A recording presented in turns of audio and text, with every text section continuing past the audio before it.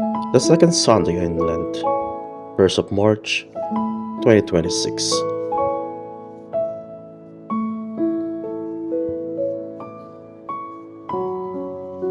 Theme: Lenten Journey, a Transformation and Transfiguration.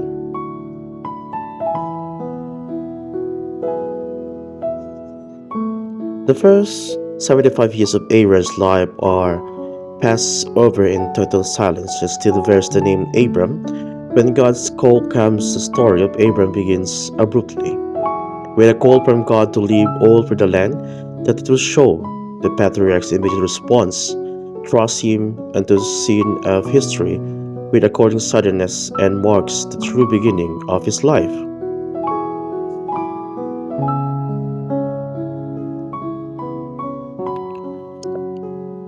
At the beginning of the story, his name is Abram, his wife's name Sarai. Only later are they changed to Abraham and Sarah.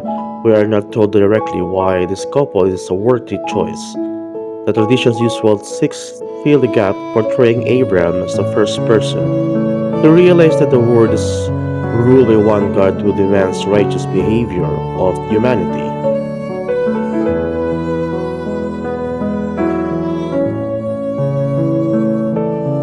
Abraham's descendants have been marked by a willingness to stand apart from conventional thinking.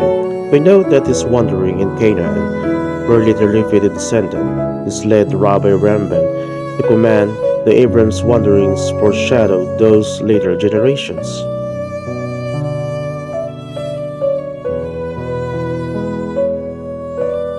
Not destination but the journey itself is God's will. Abram wandered not only with his feet but with his mind. A midrash pictures Abram coming across a palace with all its windows illuminated and musing to himself, "It is possible that there is no Lord at this palace." At the moment God appears and proclaims, "I am the Lord of this palace."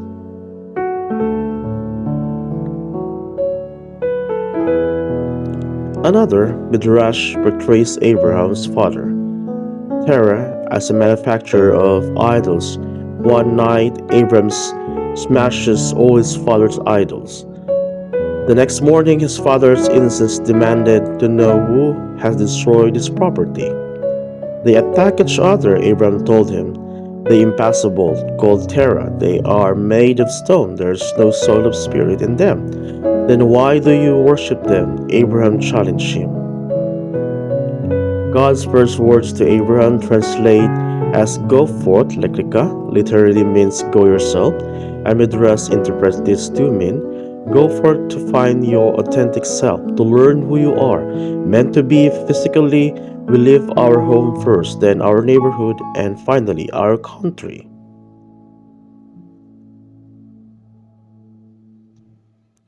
For the first time, a journey is undertaken, not as an act of exile, Adam or Cain, or a quest for domination, the generation of Babel, but as a response to divine imperative. The Midrash plays on the hero and reads, "The land we're in, I will refer to you." God cannot be found as readily in the repellent surrounding of Haran as in the pastoral lands of Canaan.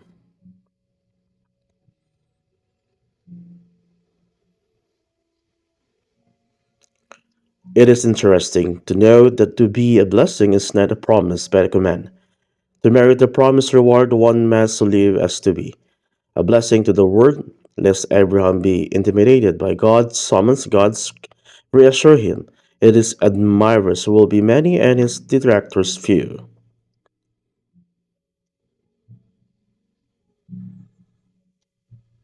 Why would anyone curse or hate Abraham who is setting out to serve God and be a blessing to all humanity? There always have been individuals and societies that resent God's tremendous moral demands and direct their resentment toward those who strive to live up to them. As usual, on the second Sunday of Lent, we have the Gospel narrative of Transfiguration of our Lord in Mount Tabor. In the Bible, the top of the mountain is considered a natural place for God encounter.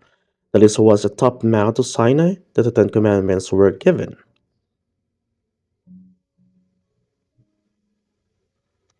Jesus gave his first teaching in the Sermon on the Mount and often retired to the mountain at night to pray.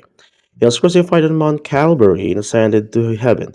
From Mount Olive, witnessing the Transfiguration of Mount Tabor was a very special grace for Peter, James, and John.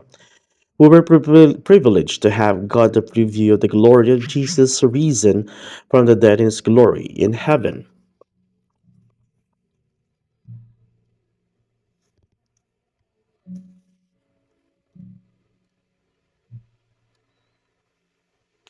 However, prior to the incident, Jesus had told them that he must suffer greatly, be rejected by the elders, the chief priests and the scribes, be killed, and rise after 3 days.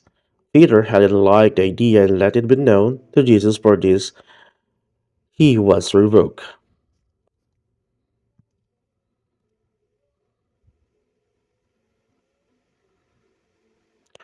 Here, after having witnessed the glorious scene, Peter wants the Lord and himself too.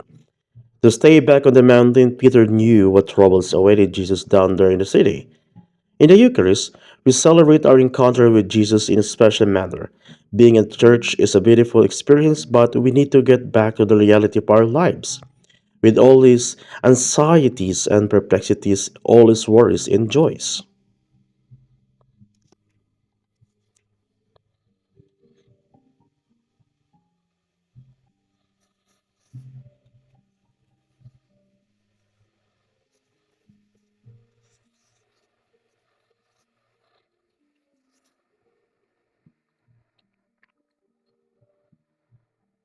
For reflection discussion, God called us out of our comfort zone to relish a life of grace and peace.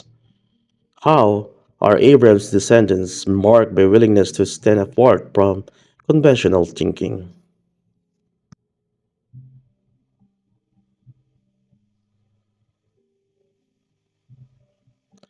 Go forth to find your authentic self, to learn who you are meant to be.